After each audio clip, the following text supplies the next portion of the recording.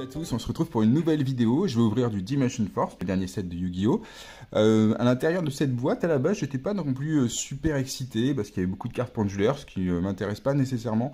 Mais, il y avait quand même une Moon Météo à avoir. Alors, si je pouvais l'avoir en prismatique, ce serait extraordinaire. Et puis, il y a une carte apparemment qui va tout déchirer, qui est dans ce set. Voilà, qui permet de negate, qui permet de faire pas mal de choses. Elle est très cotée au Japon, on va la voir en détail dans cette boîte. J'espère en tout cas la dropper.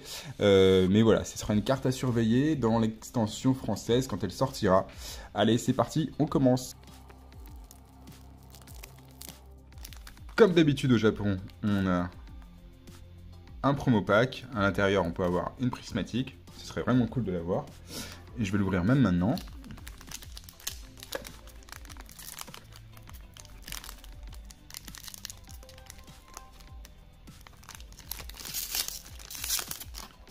Allez, on essaye de pas tout abîmer. Première carte, c'est parti. Oh, on a juste une super. Donc c'est pas l'idéal.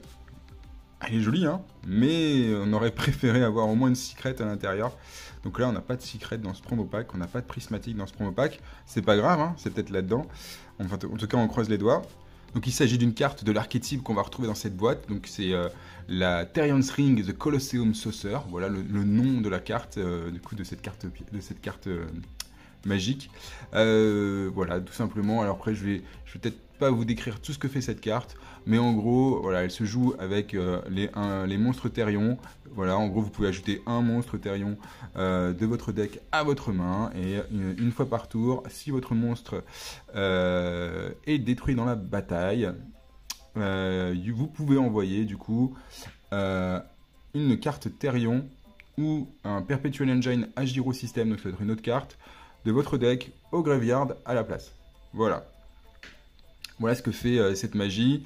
Hop. Et après, il y a notre effet. Une fois par tour, when a monster is destroyed by battle and sent to the graveyard. Donc quand un monstre est détruit par la bataille et envoyé au cimetière, vous pouvez cibler un monstre Therion de votre graveyard, l'ajouter à votre main.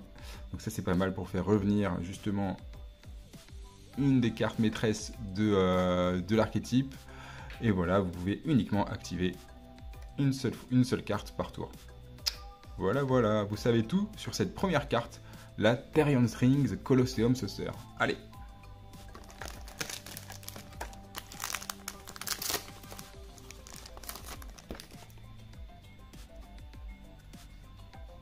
Comme d'habitude, hein, au Japon, on va avoir peu de cartes dans les paquets, mais pas mal de paquets. Les boîtes coûtent moins cher. Je vais pas vous décrire toutes les cartes. Donc là, on n'a rien eu. Et la dernière carte, c'est donc... Waouh! Alors, c'était l'avant-dernière. Et du coup, là, on a une ultra directe. Donc, top. Une ultra en fusion. Enfin, une ultra fusion.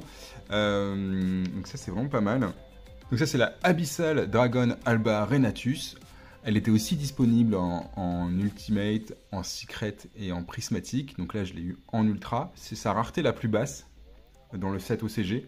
Donc ça veut dire quand même que c'est une carte qui doit coter un peu. Donc elle se joue avec Albaz le Déchu, je crois, en français, plus un Dragon Monster, voilà pour la fusion. Alors sa description est un peu compliquée, je vais vous la mettre sur le côté. Elle se joue avec Albaz le Déchu, et en gros, elle permet de faire pas mal d'attaques en fonction du nombre de matériel qui a été utilisé pour la summon. Elle permet aussi de faire pas mal de choses au niveau du graveyard, puisqu'en fait, si elle a été envoyée au graveyard, a priori... oui, si cette carte a été mise au graveyard parce qu'elle y a été envoyée, à ce moment-là, on peut du coup ajouter une polymérisation. Du coup, voilà, un normal spell ou une fusion normal spell, du coup, de notre deck à notre main. Donc, ça reste une carte qui permet de faire pas mal de combos à surveiller, du coup, à la sortie. Et du coup, c'est le dernier slot et on a eu l'ultra.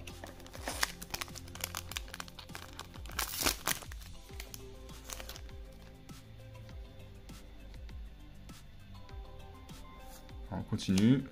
Je vous laisse aussi apprécier les prochains artworks. Alors celle-là, elle est marrante.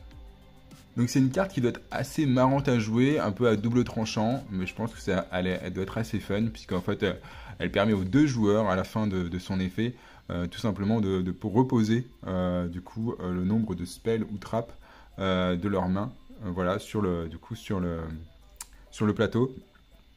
Donc c'est plutôt marrant à jouer. Il doit y avoir quelques combos à faire. Potentiellement, cette carte-là, on la retrouvera en super. Parce qu'il faut savoir que des fois, on retrouve les cartes communes en super dans nos sets. Oh, ça va être très joli.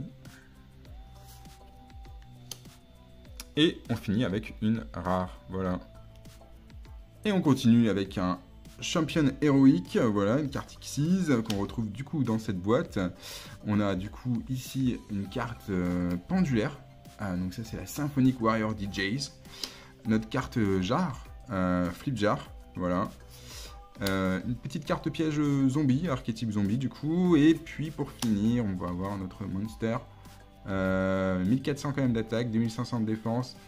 C'est une carte de l'archétype Therion. Du coup, archétype qu'on retrouve dans ce set. Alors celle-là est très jolie je trouve, l'artwork est trop mignon, trop kawaii pour le coup. Voilà, c'est la JP032. Alors c'est Yamatako Orochi. Je crois qu'elle a un effet assez fun, pour tout vous dire.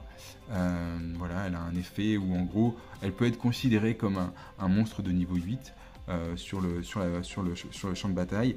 Et puis du coup, on peut l'attacher à un monstre synchro, soit de niveau 8 ou de niveau 9. Et en fonction s'il est niveau 8 ou s'il est niveau 9, et ben, vous pouvez rajouter des effets. Voilà, voilà, c'est une carte peut-être assez fun à jouer. Peut-être difficile à placer. Et là, on a une magnifique carte dragon. Alors, elle est vraiment magnifique, celle-là. Vraiment. JP027, petite carte commune. Divine Dragon, Titanomachia. Voilà. On continue, et pareil, j'aime beaucoup. On a une espèce de mecha. Alors, c'est quel archétype, ça? JP005. Et voilà, on va avoir Therion. C'est l'archétype Therion, du coup. Duke. Voilà, Therion Duke Jewel, c'est le nom de cette carte. Voilà, monstre à effet. Et du coup, on va avoir une magie. Pareil, hein. Je zoome un peu sur l'artwork, il se passe plein de choses. Ça raconte pas mal de choses. Voilà, on est sur la JP057. Et du coup, c'est une carte commune, évidemment, qui n'existe qu'en commune dans ce set japonais. Potentiellement, elle peut exister en super chez nous quand le set sortira. C'est Branded Forfeiture. Alors, je vais vous dire un peu plus ce que c'est. Avec qui ça se joue? Ça se joue du coup. C'est plutôt avec Albaz le Déchu. En tout cas, il y a des combos à faire avec Albaz le Déchu, qui est nommé dans cette carte. Et derrière, wow, on a encore une ultra, c'est notre deuxième ultra. Voilà, avec une carte lien cette fois, 3, une carte lien 3. Et là, on est sur, alors je vais vous dire ça, la JP049, c'est du coup Scarecrow Treachheart. Voilà, en anglais en tout cas. Elle existe uniquement en ultra, c'est sa rareté la plus basse. Elle existera après, elle peut exister du coup en secret, en prismatique et en ultimate rare dans le set japonais. C'est une carte qui, écoutez, ne cote pas beaucoup au Japon. Moi, j'aimerais beaucoup avoir l'Exosister en ultra là. Ça, c'est la deuxième ultra du set.